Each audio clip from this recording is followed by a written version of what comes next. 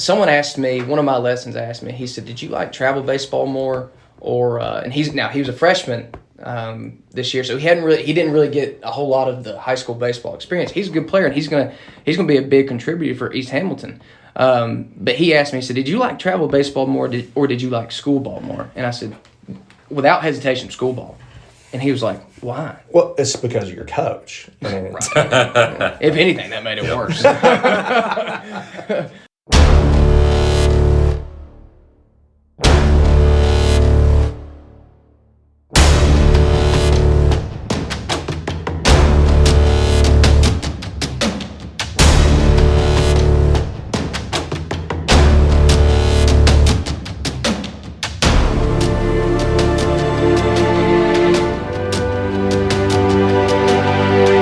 Welcome to the first ever edition of the Payne Cast. I am Greg Payne.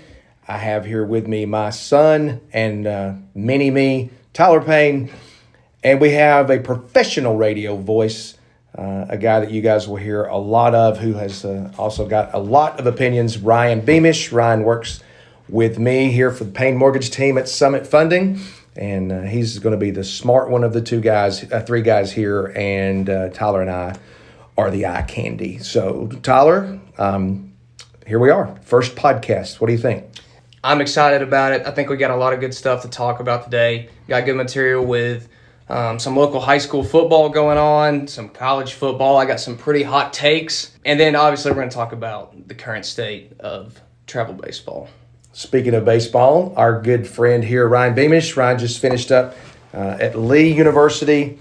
And hit, 70 home runs last year. What'd you hit? 72. 72 home runs. Called Barry Bonds, and he said, just had to get some tips real quick. I got it. I understand. Ryan and Tyler played together through the years at Lee, became good friends, and now Ryan works for me, and he's going to make me a whole lot of money one day. So we're both going to make a whole lot of money. Yeah, but you're going to make me a whole lot of money. Yes. So if you're making me a whole lot of money, then you are making a lot of money. So.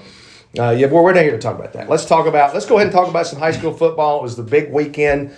Baylor McCallie. I have said for a long time that Atlanta, Nashville, Birmingham, those towns are all college towns. SEC/ACC. Or Georgia, are you Georgia Tech? Or then Alabama, are you Alabama, or are you Auburn? But Chattanooga has so many different college teams and fans around here. It's so eclectic. Really, it's a high school town, and the Times Free Press has always done a good job of promoting the high school athletics. And so really in this town, Tyler, it's kind of are you Baylor or are you McCallie? And we, of course, know you're McCallie. So you were sat with me a little bit. We watched the game. What are your thoughts on that game? I really thought McCallie kind of came out of the gates a little slow. I made a bold prediction on Facebook that McCallie would win by 3 touchdowns, and that was looking good there for a little bit. But, McCallie's got a pretty, especially from the time when I was in school, we had a pretty up-tempo, fast offense. And it seemed like we were taking our time the other night. We were being slow and methodical. Obviously it ended up working. But it looked a little different from the offense that I was in high school. But, ended up being a lot closer than I thought it would be. I still think McCallie dominated. Coach Potter agrees with you because he said that on TV. He felt like that they were dominant and that there was a couple of crazy plays there. And hats off to Amari Jefferson from Baylor. He really played a good game, and so did Carson Yates. Both of those guys played well, and we're not taking anything away from Baylor there, but you did make that bold prediction, and you were right on the number there, and then things just kind of fell apart. So, but anyway, Baylor and McCallie aren't the only two teams in town. I know you have a little bit of experience up with Bradley Central. Mm-hmm. You might want to talk about those guys a little bit. Well, Damon Floyd and those guys, they're having a really good year. For the first time in a while, they've beat McMinn County and pretty decisively. I don't know. It's been a little difficult because I guess a month before, it might have been less than a month before, they lost their offensive coordinator. Mm-hmm. So that's a big deal. And Moody was really, really good for them. And so he's over at, I believe it's McMinn Central now. That's right. But, when I went and watched him play Cleveland, I think I've watched him play 2 games. Jackson Wilson, he is really carrying that team. I think he has like 3 or 4 200-yard games this year. I'm not sure. But what I was talking to Brett Standifer, I guess he's their co-offensive coordinator over there earlier in the year. and he talked about, man, we got some Bradley kids this year, just tough, hard-nosed kids. So I think they're looking real good. I think they're going to be undefeated going into the Maryville game. I think that's going to be one of the biggest games in the state at the end of the year. I believe it's the last game they play. It traditionally is. Maryville, are they good? I've heard they're okay. I've heard of them okay. before. I think that they're pretty good. Let's hop down to Georgia for a minute. We don't spend a whole lot of time. We got good friends with Scenic City Sports that cover a lot of the high school football. We're not going to talk about. This is not a high school football podcast. But you have to acknowledge Heritage is doing well. Big win over Ridgeland the other day, and then of course Ringgold. I think they might be in line to win their first ever region championship. That's what I hear. That kind of shocked me. Ringgold, when I was in school, were always one of those teams that were pretty good but not great. Football-wise, Dalton always kind of dominated there, despite having Sean Souther on that team. He was an obvious weakness. But Ringgold kind of just they were okay, but they never could get over the hump there.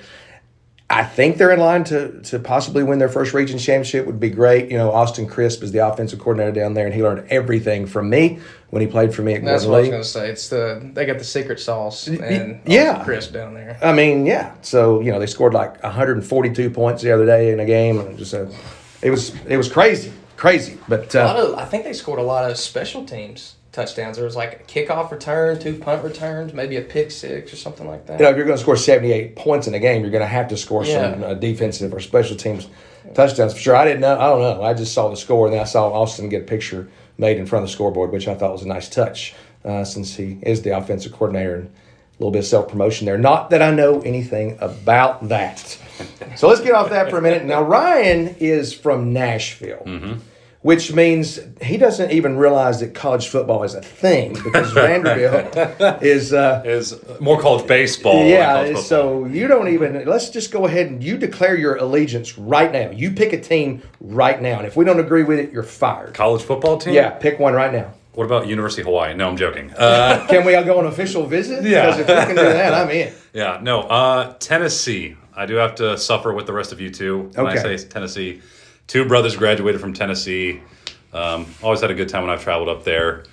So, de facto Tennessee fan. Okay, that's the correct answer. You can stay. Thank you. That's good. And let's talk about Tennessee for a minute. TP, you're an offensive guru when it comes to football. Tennessee scored 62 points yesterday. What do you think about that? I don't know. I don't know if it's because we were really good or if just Missouri is just that bad. 62 points, dude. Yeah, I mean, it's a lot. As long as Joe Milton's not behind center, I think we've got a little bit of a chance. I'm really impressed with what Heupel's done so far. I thought the game plan was there in the Florida game. Now, they obviously have much better athletes than we do. Well, as it turns out, you have to catch the ball. Yeah, I mean, 4th and 5. Plays can be good. Yeah. I mean, it was just a perfect route, little mesh route right there in the middle. And dude just comes wide open. And, I mean, I'm telling you, you could have thrown the ball to Greg Payne. And he would have caught that and at least gotten 5 yards. Greg Payne's got good hands. Let me say this. Tennessee scored 62 points in their game against Missouri. Alabama scored 42 in their game against Ole Miss. And Georgia scored 37 in their game against Arkansas. So it's very obvious to me Tennessee is better than Alabama and Georgia. Right. 62 is more than 42, and it's more than 37. And I that's my public school math, but am I wrong? Is that more? It definitely is more, but you got to think about the quality of the opponent that was being played. No, we don't have to think about that. Lane Kiffin gave Alabama a ton of points because he wouldn't punt. He refused to punt. On 4th and 2, I think it was twice inside his own 40. How's that working out for that guy over there at Presbyterian? I saw they got beat like 70-something to nothing. The first game, because, he doesn't punt. He always goes for 2. I think he goes for 2 points. Yeah. Does he always onside kick? I think he always onside kicks. Holy smokes. Yeah, I mean, he's just... Bold moves all the way around. Yeah. I mean, he is... Bold strategy. Yeah. And I think they won their first... I think they scored 70, 80 points in their first game, but they also gave up like 50. Mm-hmm. It's horrible to watch. Yeah, the game lasts 5 hours. It's an interesting strategy. Now he got, like you said, he got smoked the other day. 0. Yeah. Like you're going for it every time on 4th. You still didn't score at all. Like who'd they play? I don't know. I'd have to look that up. Doesn't even matter. We're just talking. All right. So your hot take was that. Go ahead and say it again. Georgia is overrated. Georgia is overrated. Is overrated 100%. Let's go through it game by game. Clemson, not a top 25 team. They're not. It looked like a huge game at the beginning of the year, but as it turns out, not such a big game. Clemson's not very good. I was impressed after that first game. And then Clemson, continues to play poorly. They can't score. Yeah, can't score. And I just think, it's not as impressive of a win as I thought it was. Well, Arkansas, top 10, TP. Well, I think Arkansas is overrated as well. Come on. 2 years ago, they were on a 21-game losing streak in the SEC. They didn't turn it all the way around in 2 years. No. I know everybody wants to believe that, and that's great, but that's not true. And remember, like I said, Florida only scored 37 this weekend, and Tennessee scored 62. So Tennessee's about 25 points better, if my math is right. Did you say Florida? Georgia scored. You meant Georgia scored. Georgia, my bad. Yeah. Florida got beat by old Kentucky up there. Kentucky, too. Dude. And it wasn't basketball. That's amazing. Yeah. The funny thing is, if you're a fan of the SEC at all, you know that Florida and Kentucky game always has craziness in it. Always craziness. And normally it's Kentucky is ahead, and in the end, Florida pulls the Lucy to Kentucky's Charlie Brown and pulls the football away from them, and they wind up losing in some crazy way. So I watched till the very end last night, expecting some crazy ending, and Florida would, the hated Gators would come out with a victory, but no, they lost. The problem is, when I was 9 years old, I watched Tennessee play Kentucky, and I saw a Kentucky fan act like a real jerk, and I was very bitter about Kentucky and the way they behaved at that time. And if you're any kind of self-respecting Tennessee fan, you can't pull for Kentucky in anything except baseball, because we got friends up there. Right? So, but everything else, we want Kentucky to lose. So I was really torn. I kind of wanted the earth to open up and both teams to just fall in there. Lose. But it didn't happen. So you got to be happy anytime Florida loses, though. Quick hot take from both of you. Kentucky goes undefeated, yes or no? No. No, I don't think so. They'll get beat by an overrated Georgia team. They will. I think it's an odd year in college football. You typically have like 5, 6, 7 teams that are just dominating. You're arguing for about a handful of teams to get the 4 spots. Yeah. This year, who's got 2 spots. You're like, who are we going to take for the other 2? Yeah, and the Final Four is kind of designed for those Power 5 teams. Yeah. And I think Cincinnati has an outside chance to actually do that this year. The win against Notre Dame yesterday was huge. If they go undefeated and they have a win at Notre Dame, traditional power and all the publicity and all, if they don't let Cincinnati in the Final Four, assuming they go undefeated, one of those teams will never get in. Never, ever. So I think, especially this year when you're looking around going, well, Oregon, but oh wait, no, they lost. There's Oklahoma has yet to be impressive. They haven't been impressive yet.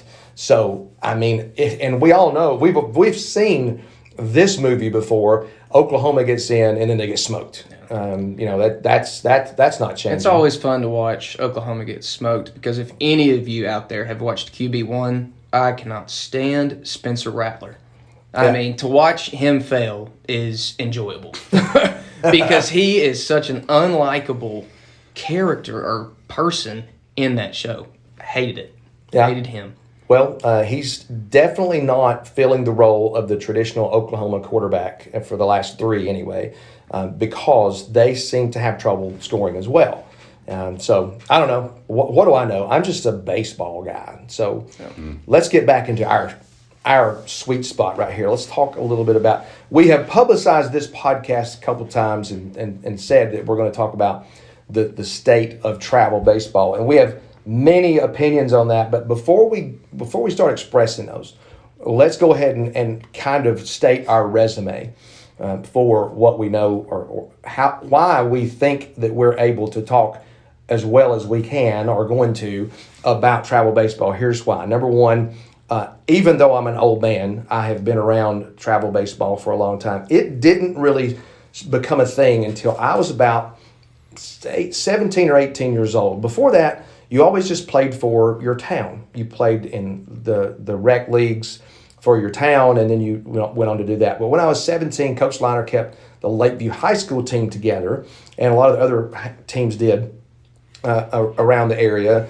Gordon Lee had a team, Bringold had a team. So we played those guys, and and it's not uncommon for that to happen now, but that wasn't really travel baseball nor select baseball, really.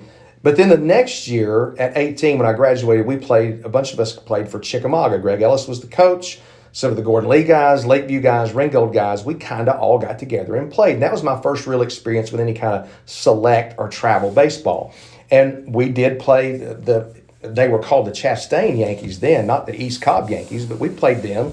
And we played different teams. But travel baseball predates that because it was called American Legion ball before that. So it's not like it's a brand new thing or something within the last 20 years. It's been around a long time. It was just framed differently. So most of my experience, though, as with the travel baseball has either a parent or as a coach. And I've done both of those things for multiple years and on different levels in regards to how good the teams are, the competition are. So I can speak with great authority towards travel baseball, and I'm going to.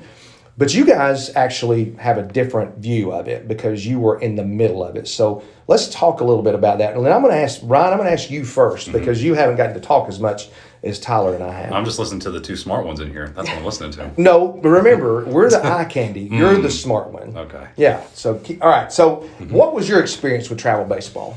So before age 11, my experience with travel baseball was just playing around Middle Tennessee mainly. That's pretty much all I did. Just with some local teams, kind of like back in the day. It wasn't like too, it wasn't too crazy. When I turned 11, though, I joined a new team, and we would travel to multiple different places every single year. We still played a lot of tournaments in Tennessee because we were based out of Nashville. We were called the Music City Stingers. But a lot of the times we would travel and play in places like South Haven, Mississippi, for example, or you can go all the way down to Gulf Shores, Alabama, and you play tournaments down there. So there was always travel. And I continued that pretty much until I was 17 through various different teams. And the one thing that I can do a guaranteed takeaway from travel baseball is the memories with the boys. That's what I remember. Yeah. And I know we'll get into the crux of the issue of what travel baseball really become, in today's age. But when I look back on it, I don't look back on the home runs I may have hit or may not have hit, or the tournaments won, although those are good memories. But I remember, hanging out with the boys in the hotel room, just, being guys, things like that. Going down to like restaurants and just laughing our tails off, just because we're having a good time, or, racing go-karts up in Pigeon Forge if we go up to Pigeon Forge, for a tournament. So it was more of, the way I look at it, was more developmental for me, is just to be with friends more so than it was to be, being ranked as like a 14-year-old, for example. Even though those things happened, and our coach, I think, was a pretty good one in not letting that get to our head, because, he wanted us to play and have fun. But there's always that talk about that, are you the best ranked 14U team in the country, or are you the best 13U ranked team? You hear all that, and that just comes, and you don't even think, and I'm 24 now, you don't think about that when you look back at those memories. And that was my travel ball experience, thank goodness, because I know for some kids today, you even have teams where it's 8U rankings, and I'm like, 8 years old, are you kidding me? Individual player rankings. Yes. And team rankings. Yes. And before we go any further, I'm just going to say, that's absurd. And for you parents who care about that stuff, you've got it all wrong. It doesn't matter. First of all, there's no way to objectively rank every 8-year-old team or 14-year-old team for that matter. It's absurd. You have to say, well, traditionally East Cobb has the best teams, so we're going to rank them. And the Banditos, they're good, we're going to rank them. And so it winds up being the same people. But you can't possibly say, this team is the best 14-year-old team in the country, because they don't play each other. It's just stupid, and everybody gets wrapped up in it. And I'm going to bounce this to Tyler for a second, because obviously I know all his experiences. But I'm going to save my speech for a little bit later after you guys talk about it. But I like what you said. It's about the memories. It's about the boys. You didn't think about your successes or failures. it was the experiences with the guys that mattered the most. And because a lot of those guys, that's the only time you saw them. You didn't go to school with them. You only saw them during those summer times or fall times or whatever. So, Tyler, all right, so I know your experience. You started playing, quote, travel baseball when you're 8 years old, when we took you out of Chickamauga at a kid pitch. At a coach pitch and put you in kid pitch at 8. Yeah. You'd always played up a year, and you did that for a couple years and all those things. So we didn't travel a lot when your first year or two because it was ridiculous to even do that. But let's skim the top of it, or you can go deep if you want to, talking about your travel baseball experience. Well, I thought I had a really good one. Like you said, I always played up. I got to play against some really good competition. Going down to East Cobb and getting to play against those guys, I think that's really when myself as a player took a big jump, because when you surround yourself with players like, Tyler Stevenson, Daz Cameron, like dudes that are in the big leagues right now, that's going to make you better, period. And so from going down to East Cobb and everything is good. And, when I was 14, played for the Astros, really good team. 15, I get cut. And that's when you really find out a lot about yourself. Yep. Because one, it hurts. It's embarrassing. Yep. Because you've been playing with those guys since you were like 10 years old, against them or with them. And so it happens. And I went back down there my 16-year-old year and made the fall team. And then someone was like, "Oh, he's playing football." And said, "Nope, you're not going to do that. You're just going to play baseball," which I wouldn't give up my football for anything. Your Friday night football, high school football memories are important and cherished by you. Yeah. And I love to watch a high school football, especially McCallie, game with you because, first of all, you love those guys, you love those coaches, and you love that program. And it had you decided, well, I want to play for the Astros, and I won't play high school football. That probably would have been a mistake because you wouldn't have any of those memories. So, all right, keep going. No, I wouldn't have them at all. So what it did, going down to Atlanta and everything, it made me realize, I might be a top 3, top 5, top 10 player in the area.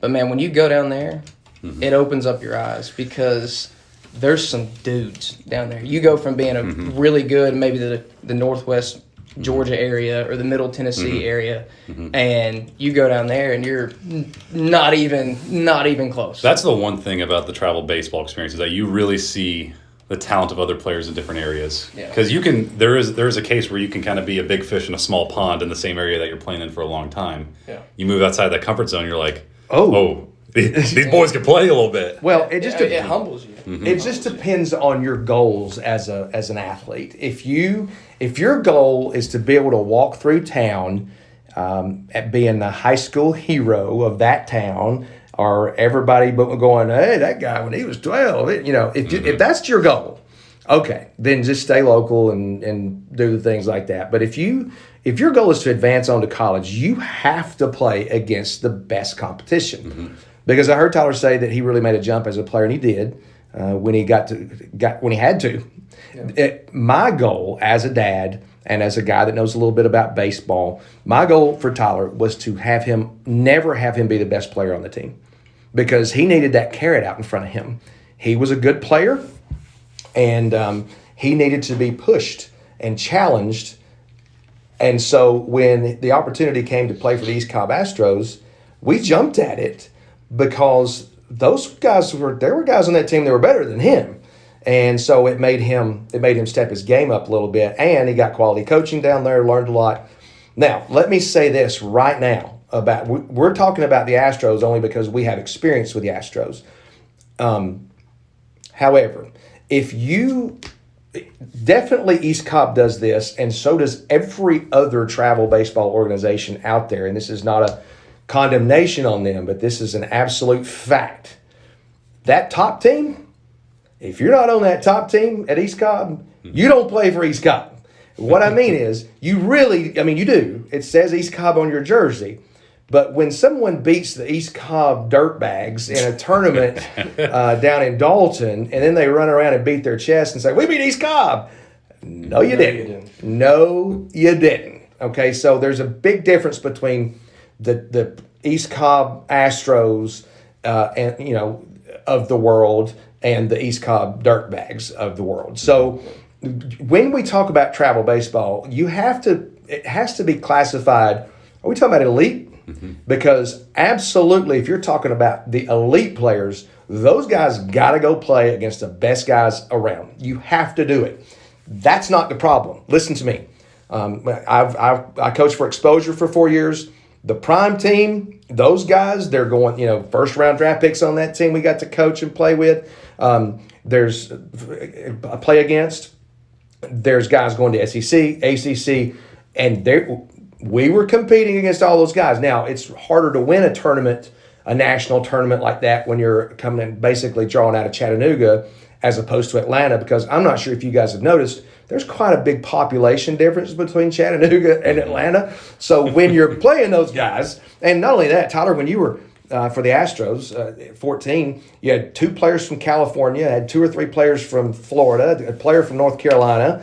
Come on. Are you actually from Tennessee at that point? Yeah, it was a Team USA. it was a Team USA feel about it, and so I don't have anything negative to say about the top end of travel baseball because it has made those players better. It's not that. Yeah. Mm-hmm. What I'm talking about is the bottom end of it because that's not, quote, select, and that's not, quote, travel baseball. And this is my opinion, but I'm going to own it. Kids like that are marginal players and having parents pay $600, $1,500, $2,000 to play for a summer, you're hurting the game, you're hurting the kid. And that is a parent thing. It's not the travel organization. They exist to help kids, but they also exist to make money. Let's be honest, it's business. All right, so you can't fault them. You got to fault the parents in this case. When you're taking a kid and you're putting him on a team that he doesn't belong on, and because you and 8 of your buddies decided to have a team and you're charging everybody $1,500 and you're only playing, say, right here in Chattanooga, you are wasting time. Now, I'm one of those guys that likes to talk about the solution. As if I'm going to talk about a problem, I want to talk about a solution too. But here, short of going back to rec, I don't know what the solution is. However, I do think the rec model is incredibly broken, and it's broken because of people leaving the rec to go play travel baseball that have no business playing that. Back when I was growing up, the only people that went and did that were the best players, for a while. And then it just filtered down to where any Tom, Dick, and Harry's got their own travel team. Mm-hmm. Chico's Bail Bonds has got a team out there that you play in the tournament. And then you play in a 4-team tournament down in, some place that you've never heard of, Georgia, and then you win and you get a ring and you put it on your social media. What is that? Stop doing that.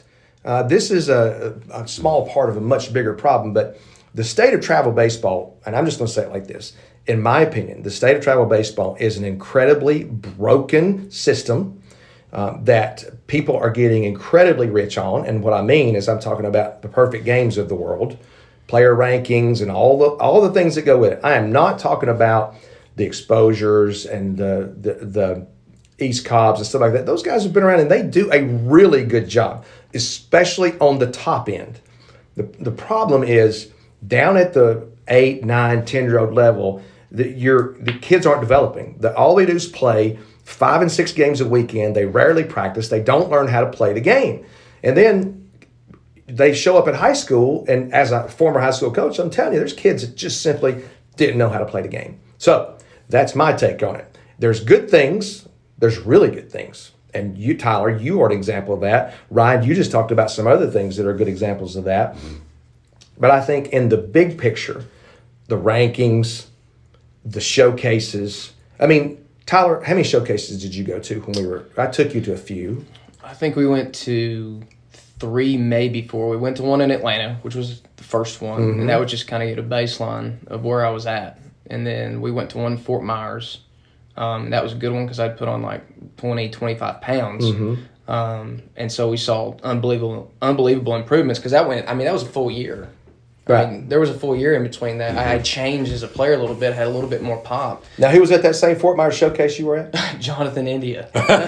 He's pretty good. Right? He's pretty good. okay, Going yeah. to be Rookie rookie of the year. Gonna be Yeah. Rookie of the Year, yeah. And then the next one we went to was out in San Diego. That was the underclass All-American games. You know, Daz Cameron's there, Lucas Herbert's there, Tyler Stevens. I think I don't know if Tyler went to that. I don't remember. I know Carter Hall was there, the head coach at Georgia Tech. His son, he was there. But there was a lot of really. Key Brian Hayes was there. Yeah, there was a lot He's of good. really good. Yeah, there was a lot of really good talent at those things, and that and that's good and all. But sometimes some of these players don't need to be there. No, that's that's the point right there. Now that showcase, I can tell you, at that time, which was what 8 or 9 years ago, well, more than that. Yeah.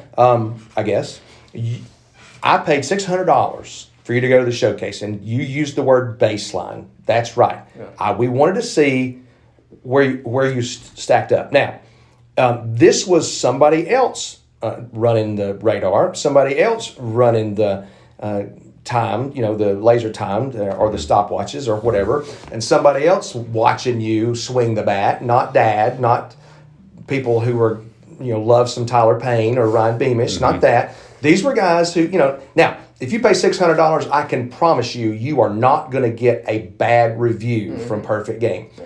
They're not going to maybe gush over you, but they're not going to say, this guy sucks, he needs to quit. They're not going to say that because they want you to come back. However, what you said is the point I wanted to make. I took you down there because I knew you were an elite player, okay? And I wanted to see where you stacked up numbers-wise against these other things. I have people ask me all the time, should I take my kid to a showcase?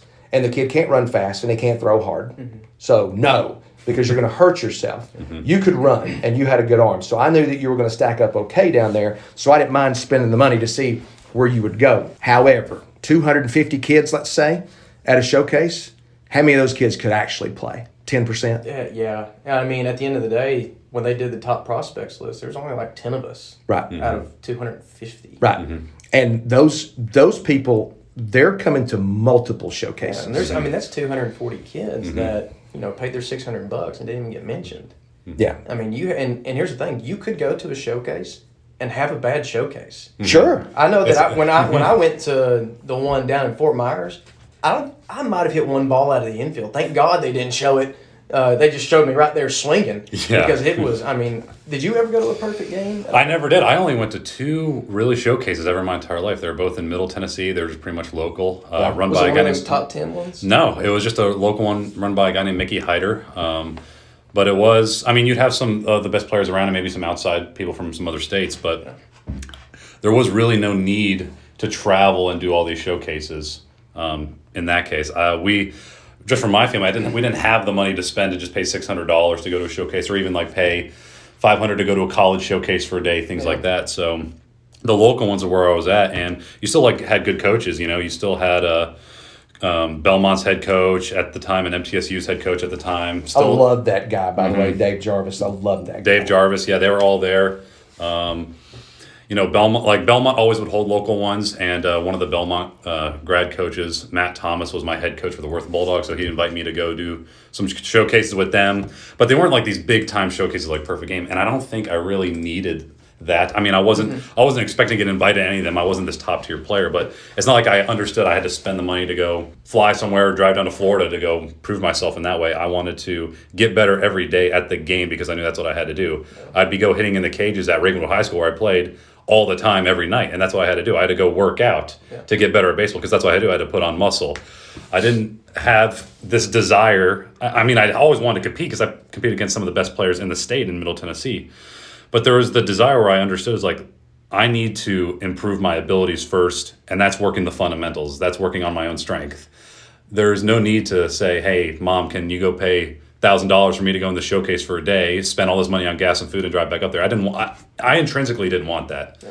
And I think that benefited me in the long run, just to where I ended up in college.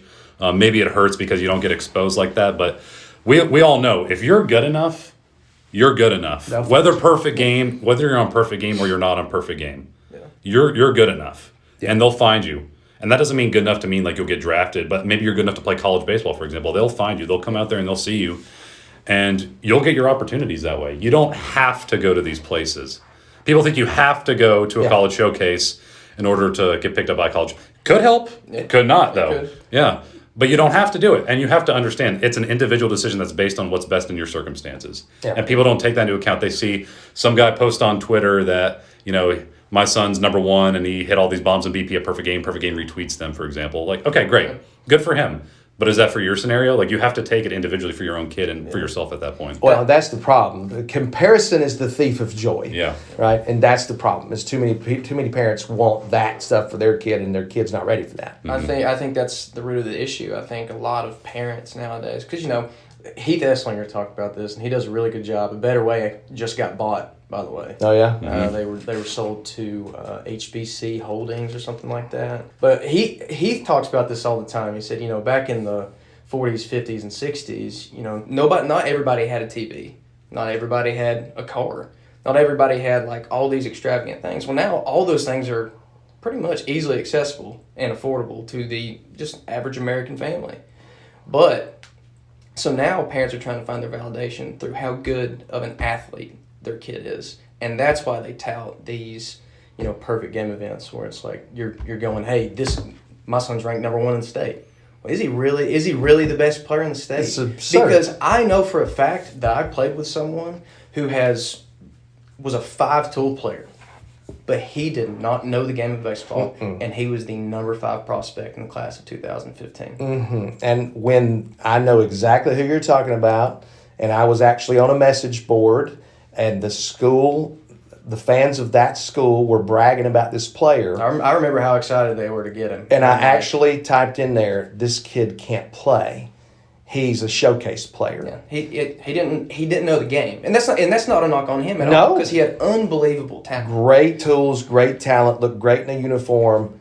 Did not know how to play. Yeah, and it proves, because it did. I don't think he ever stepped on the field. He did not. I think he maybe 5 at bats or so, and then left. But here's what I want the main takeaway: travel baseball is not evil. It is a great service for kids that are good enough to play it. The problem is there's too much travel baseball. Mm-hmm. And it's ruining kids, and it's bankrupting parents, and it's their own fault. It's not the system's fault. You don't have to participate in it. Ego and comparison and all the things like that are bringing people down, that's the problem. I don't blame people for making money. I don't blame people for trying to make money. Those guys, listen, I worked, you know this, Tyler, because you went over there with me. I worked camp at Clemson for 6 years. And I was there for a week every year. And there's 250, 300 kids. And back then, I don't even remember how much it cost. Let's just say $300. It was probably more than that. But do the math. Do the math on that. 250 kids, and they did 3 weeks of it, so 750 kids. I don't know, but just a few kids that ever got signed out of there.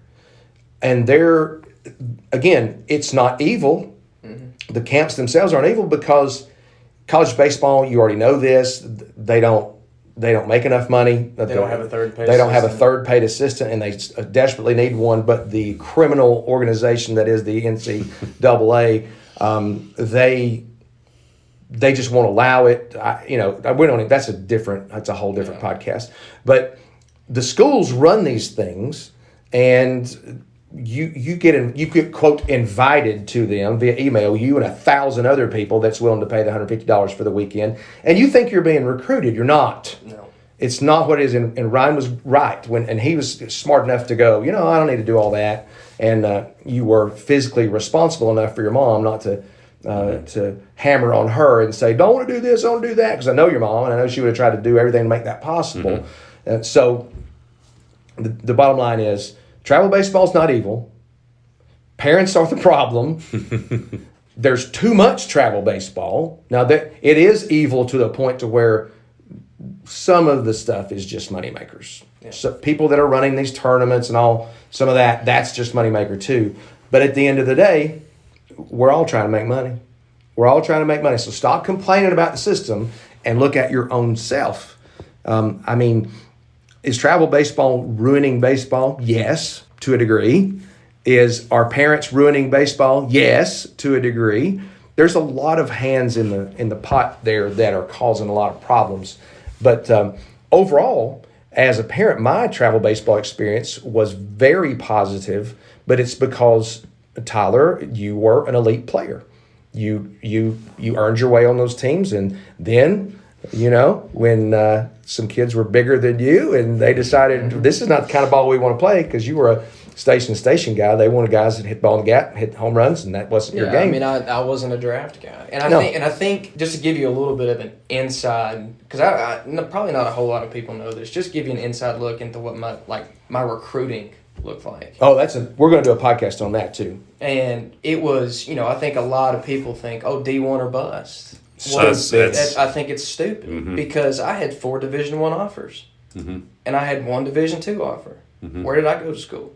I went to the D2 school. Yep. Because I played all 4 years. I didn't pay a dime to go to Lee University. Right? And with the way certain academic things work, you can actually kind of get paid to go to school. But in Tennessee, you get paid in McDonald's bags, is my understanding. No, but it's just the whole D1 or bust thing is crazy because there's so many good players at the Division II level. At NAIA, JUCO. I mean, perfect example. My freshman year, Delta State had a second baseman that was smaller than I am. Okay, but this dude could swing it. His name's Trent Giambrone. And if you don't know who that is, you're going to, because he just got called up by Ryan's beloved Cubs, who have a absolutely terrible season this year so far. But that's another story. They threw it. Also another podcast. Threw the towel in. But no, I just think there's so much good baseball out there, and I enjoyed my time at Lee. I mean, I loved it. I saw like Zach Shannon.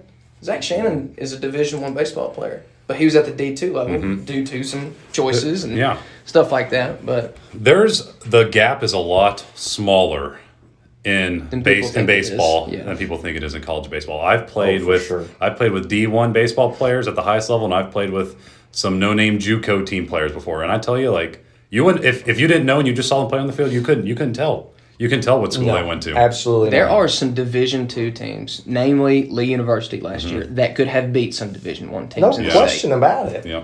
I played Athletes in Action in 1988, and most of you had never heard of that, but it's a Christian organization where you go to a foreign country, typically a third world country, and you do the ministry through baseball. And on my team, there were 2 teams called USA East and USA West, which made me feel good, like I was really a national team. But here's the deal: there were players on that team from the University of Texas, from University of Florida, from Mississippi State, and guess who batted third on that game on that team? A big guy from Shorter College. I was the best hitter on that team. And that's not an arrogant thing to say. It's just that's the way it is. And so I hit in the 3-hole. But I went to Shorter, NAIA school. But you know what? I got my school paid for. I made some lifelong friends. I wouldn't trade a minute of my time at Shorter because I loved those guys. And that goes back to what you said at the very beginning, Ryan, about the guys. That's the best part about baseball. It's the guys. Yeah. All the stuff that's being put out there on kids nowadays at 12 years old and all – is just a load of hot garbage. Let the kids just play the game. Stop with the rankings. Stop with the rings. Stop with all the crap. And let them just have a little bit of fun. Now, Tyler, you also got to coach a little bit of travel baseball. Do you want to stand on your soapbox for a minute and talk about it? I think, especially at 12 years old, I have the theory that, it should be more about development. Yeah, you want to win. Okay. But those are some prime years to really, develop your baseball IQ, which is something I thought a lot of, not just our team, but several teams that we played, I thought they just lacked baseball IQ. It's like the game's not being taught. I mean, that's what it seems like to me. Well, when are they going to teach it, right? Because they're ring chasing. Yeah. And they're just playing every weekend. They're not practicing. The only ring you should be chasing is a state championship ring. I mean, that's it. In my opinion, that's it. Travel ball is good. It's going to get you exposure and everything. But someone asked me, one of my lessons asked me, he said, did you like travel baseball more? Or and he was a freshman this year, so he didn't really get a whole lot of the high school baseball experience. He's a good player, and he's gonna be a big contributor for East Hamilton. But he asked me, he said, "Did you like travel baseball more, or did you like school ball more?" And I said, without hesitation, school ball. And he was like, "Why?" Well, it's because of your coach. I mean, If anything, that made it worse.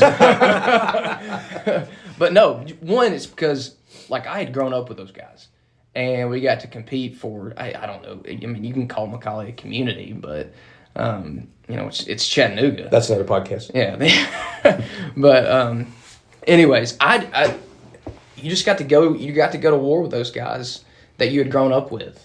And travel ball, I was playing with dudes from all across the country, and it wasn't 13 and 14 when I don't know how much about 13, but when we were 14, when we walked into a park, it was like, oh God, those guys are here. Yeah, which is a good feeling. Yeah, it's a good feeling to be on that team because we would beat a lot of teams before the game even started. Oh yeah, your name won. Yeah, your name won the games. Yeah, 100%. But going back to the coaching thing this year, that was my big goal. Was if we win, we win.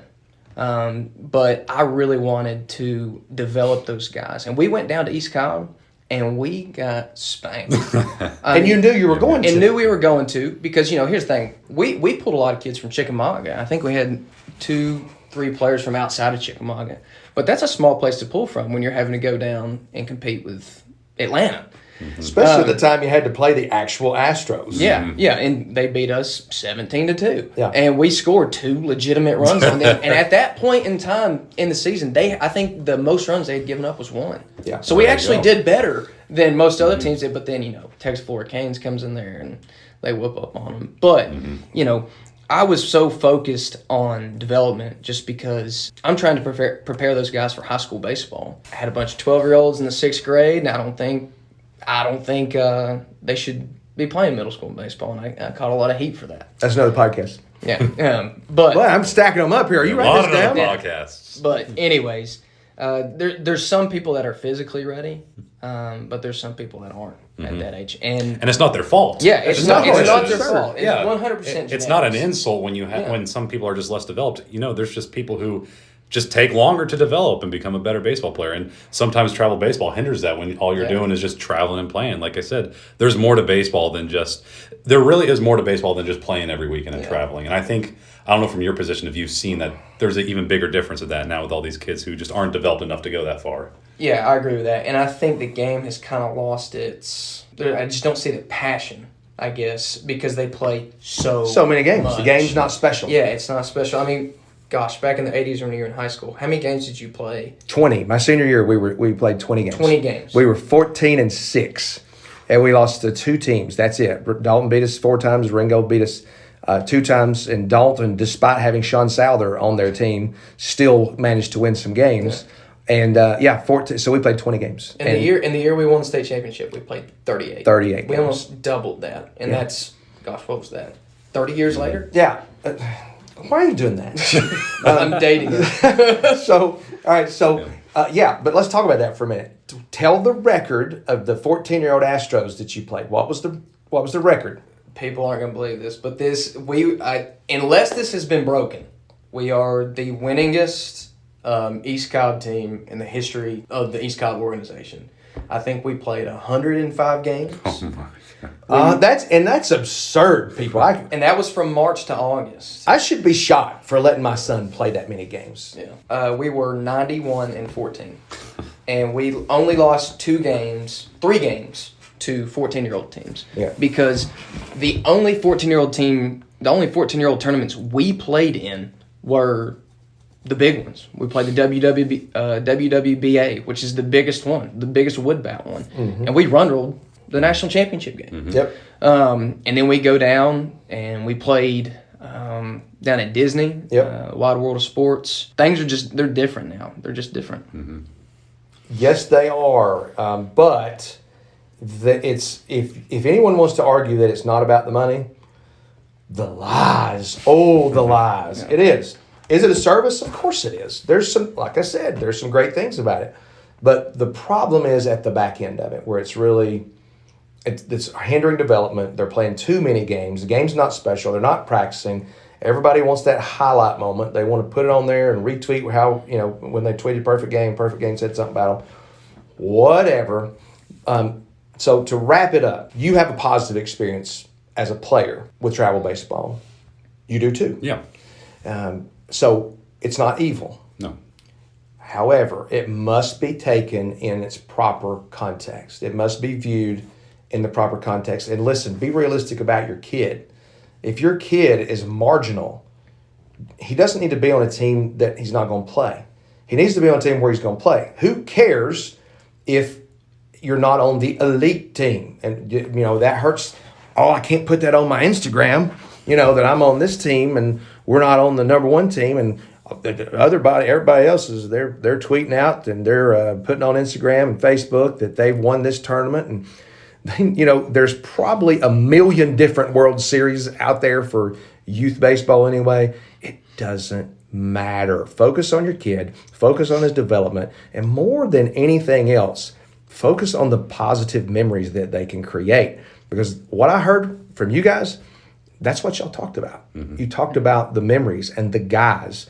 And I used to ask kids that at McCallie when they would come on campus, not recruiting. We never recruited. That's a bad, dirty word. Yeah, that's loud. So they would come on campus, and I would talk to them about one of the concerns they'd be is like, oh, it's just, there's no girls here, no girls. And I'm like, yeah, that's great. Because most of the time, boys just act like idiots trying to get a girl's attention, or they're afraid to take a risk because they don't want to look stupid in front of a girl. But I would ask them and say, what's your favorite thing about baseball? And they would say, guys, or whatever. And that was my thing. I said, right. It's a giant locker room. It's the guys. And McCallie is basically a locker room and a dugout all year long. It's just hanging around with the guys and that kind of stuff. But that's it. It's the memories that you create and carry with you about the things. Parents, make sure you put your kid on the proper team. It doesn't matter if he's on the best team when he's 11 years old. That just doesn't matter. Stop worrying about that stuff. Make sure you're on a team that the coach is going to help develop him, and no one cares. Like, for example, Ryan, who's your favorite baseball player playing today? Bryce Denton. I love Bryce. Bryce is my guy, and Yeah. I talk to Bryce all the time. Major league player, probably Anthony Rizzo. Anthony Rizzo. What did he hit when he was 11 years old? Could not tell you if my life depended on it. I bet you he can't either. I bet you his mom and dad can't either. TP, who's your favorite player? You have to say Tyler Stevenson, don't you? Well, I do have to say Tyler Yeah, Stevenson. what did- Derek Jeter does not play anymore. Doesn't play anymore. And Tyler Stevenson, when he was 11 years old, how many home runs did he hit down at East Cobb? I don't know. Oh, you don't know. I honestly don't know. And I know his mom and dad, and I guarantee you they don't know. That crap doesn't matter. Stop making it matter. It doesn't matter. All right, so that's it. We're done with the first ever Pain cast. And it just doesn't sound good, Beamish cast. So That's okay. It's going to be Pain cast with Ryan Beamish. That'll be okay. But we got to elevate your name before it's out there. Pain cast podcast. That sounds. I'm working my way up. Yeah, no question. You're going to get there for sure. We got to get that voice on there too. The radio voice is phenomenal. Golden Thank voice. you. Oh, that. All right. So, Ryan, do you have any parting shots? Do you have anything you want to say at the very end? I think everything that Greg said right there about travel baseball is correct. I don't remember all the home runs I hit when I was 11 years old, for Right. goodness sake. That's right. They're kids. Let them have a good time. Let them play. Let them be with friends. Focus on developing Yeah. a good human being Yes. that's going to contribute to society instead of raising a good athlete. That's it. Because at the end of the day, baseball is going to end Yep. For everybody. at some point in time. Whether you're good enough to play Yep. to your 40, guess what? You're still going to live a longer time of being a non-athlete than you are an athlete. I say that to people all the time. You're going to spend more of your life as an ex-baseball player than you are as a baseball player. So while you're a baseball player or any athlete in any other sport you want to, make sure it's a positive experience. Make sure you pack as many good memories in as you can, because you're going to have to go into that treasure chest and pull those out at times when you're just sitting around thinking about the days that you were a ball player, because you spend so much more time as an ex-ball player. Don't ruin it for them, parents. My heavens. Anything else, Tyler? I am going to stick with the Georgia is overrated. And that might piss some people off, but I honestly don't care. Well, here's the thing. I typically don't like to make people mad, so you're making me very uncomfortable. I'm always right. I'm kind of real wishy-washy in my opinions and stuff, so I'm very uncomfortable with the way you're just drawing the line there. I'm not used to that. So now say this just so I can rouse Haddock and Songer up a little bit. So who? I've never even heard of those guys. What are you talking about? Probably the biggest Georgia fans on Facebook. And one's my dentist and the other is my doctor. Yeah. What does that say about me? I go to the biggest Georgia fans. I can't stand Georgia, but those are good guys, and they'll probably be in heaven despite their Georgia degrees. The Lord will forgive them. Yeah, He definitely will forgive them for that. All right, guys. Thanks for tuning in, and we look forward to bringing you more controversial topics, but also topics that we know a little bit about and can speak with authority. I think that recruiting has got to be something that we put out there for sure because both you guys have been through it. I went through it, and we'll talk about that on a future podcast, Paincast. If you have any ideas, shoot them to us. We'd be happy to talk about it or actually just consider it and maybe talk about it. All right, everybody, we will talk to you next time.